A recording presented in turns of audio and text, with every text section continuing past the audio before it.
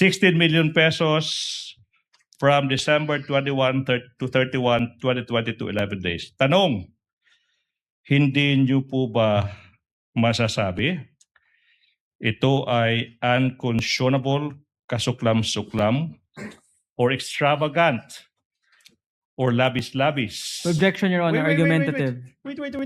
Not yet done.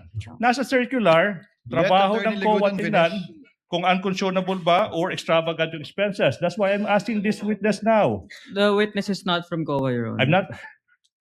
The witness. Is that, are you done, Attorney Not Ligon? yet, Your Honor. In fact, I'm not yet done with the question, Your Honor. Hindi po ba kasuklam-suklam, labis-labis, in English, unconscionable and extravagant, as mentioned in the circular, for the Office of the Vice President to spend 16 million pesos in 11 days or a total of 1.4 million pesos.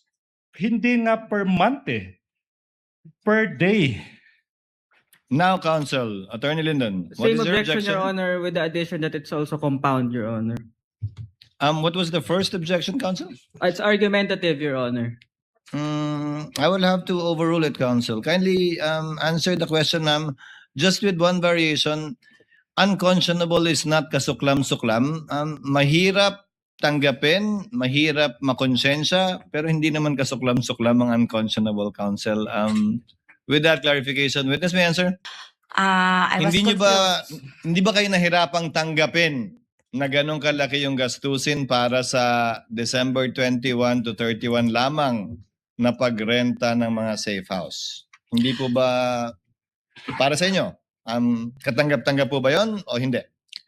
Ako po, Your Honor, nag-rely po ako sa mga dokumento na binigay sa akin ng security officer, Your Honor. Kasi siya po ang nag-implement doon sa ground, Your Honor. Wala po ako doon, Your Honor. Kasi wala po akong access sa mga security, Your Honor. Kaya nag-rely po ako sa security officer namin na Sir La Chica, Your So Honor. pag nagsabi nag-rely, inasahan nyo lamang po yung binigay sa inyong fund utilization, kaugnay at kabilang na yung renta na ganyan ang amount. Apo? Umasa Your lang kayo Honor. sa binigay sa inyong report na 16 million yung renta ng iba't ibang safe house sa loob ng 21 to 31 December. Yes, Your Honor. Nag-rely po ako sa aming security officer, Your Honor. Kasi siya po ang nag-implement, Your Honor. Okay. Let me proceed. Proceed, counsel. Let's take a look at the same list from the accomplishment report. For the period December 21 to 31, the amount for the purchase of supplies, provision of medical food aid. Okay? If we sum that up, it totals a whopping 75 million pesos para sa supplies, provision of medical and food aid. 75 million pesos. Tanong, ikaw ba ay in possession ng isang single official receipt na magpapatunay na talagang ginamit yung 75 million pesos para sa pagbili ng supplies, medical, and food aid? Do you have a single ni isang official receipt? Yes or no? Your Honor, nag-rely po ako kung anong mga dokumento ang binigay sa akin ng security officer, Your Honor. There you go again. The question is so simple. Do you or do you not have a single official receipt to prove na ginamit yung 75 million pesos na pera ng taong bayan sa pagbili ng supplies, medical, and food aid? As in answer, Your Honor. Ma'am Gina, yung binigay sa inyong dokumento ng security officer para i-liquidate itong pinambili ng medical at saka food supplies, may kabilang po bang resibo doon o wala? Official receipt o wala po? Acknowledgement receipt lang po, Your Honor. Kasi po sa... So wala pong official receipt. Yun lang po yung tanong ni Attorney Ligutan. So wala pong binigay na official receipt yung security officer sa inyo kaugnay sa kabuang halagang ito ng 75 million sa purchase of supplies, medical, and food aid. Acknowledgement receipt po, Your Honor. Alright. So wala pong OR. Alam nyo naman po ma'am ibig sabihin ng OR, di ba? Opo, Your Honor. So wala pong official receipt. Wala po, Your Honor. Okay. Attorney Ligutan. So, Ito yung tanong now. Ba't hindi kayo naghanap? Galing kay Colonel La Chica. Hindi niyo ba naisip, ma'am, Colonel La Chica, kahit ba yung pagbili ng gamot,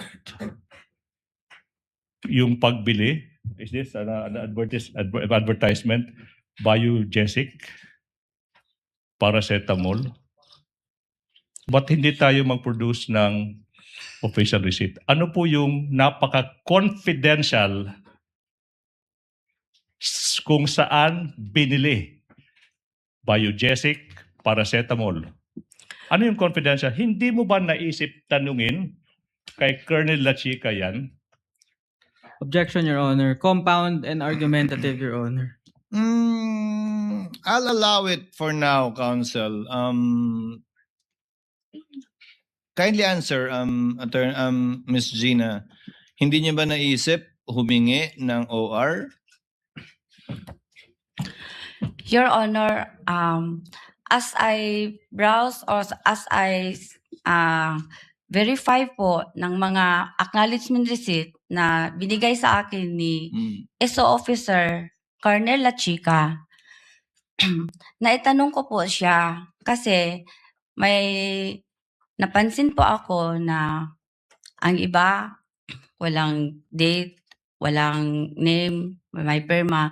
Ang sagot naman sa akin ni SO Officer, Ma'am Gina, kung ano man ang binigay ko sa'yo na mga dokumento, yun na yun. Kasi ang mga transaction or ang operation door is very sensitive information. Sensitive information po, Ma'am Gina. At saka confidential po ito. Kaya kung ano ang binigay ko siya yun ng mga acknowledgement receipt, yun po, yun. Yun na yun.